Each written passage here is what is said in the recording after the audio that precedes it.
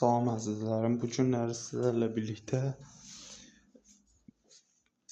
bir yaradıcı qüvvə varmı, yoxsa yoxdurmu mövzusu haqqında danışacağıq.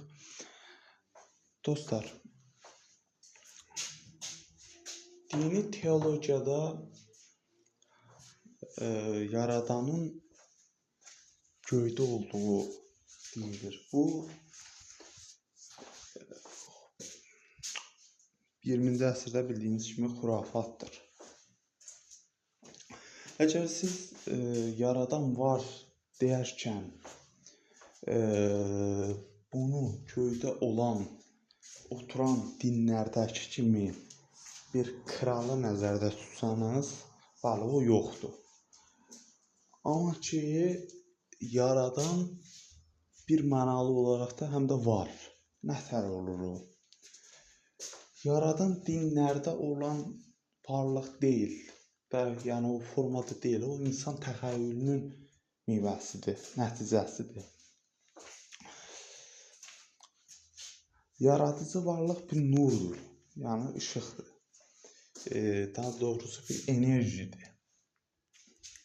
Elə ola bilər. Bildiyiniz kimi hər şey Albert Einstein isbat edibdir ki, hər şey fotonlardan ibarətdir.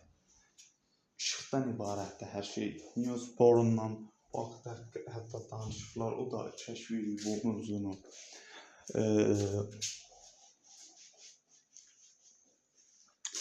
Bu işıq bəzi dinlərdə metafora olaraq yaradandan bir tutulur. Çünki hər şey işıqdan yaranır. İşıq hər şeyin başlanğıcıdır. Eyni zamanda dediyim kimi, hər şey işıq olduğu üçün hər şey Tanrının yaradan vəhdətül vücududur. Yəni hər şey ondandır.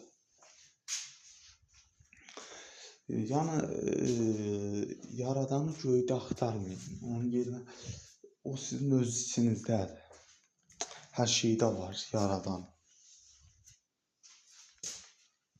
Bu təvəkkürə görə.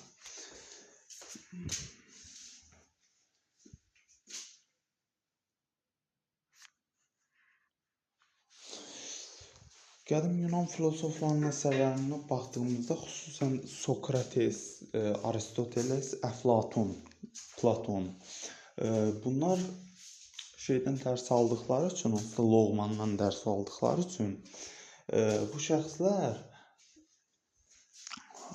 Tanrının nur olduğunu deyirdilər açıqca. Aristotel hətta deyirdi ki, yaradan nurdur, o nurunu ən aşağı halına gətirdi və dünya yarandı. Yəni o nurunu cisimlə halına saldı və bu dünya yarandı. Yəni Tanrı hər şeyi özündən yaradıb, öz nurundan yaradıb. Bu mənada Tanrı var.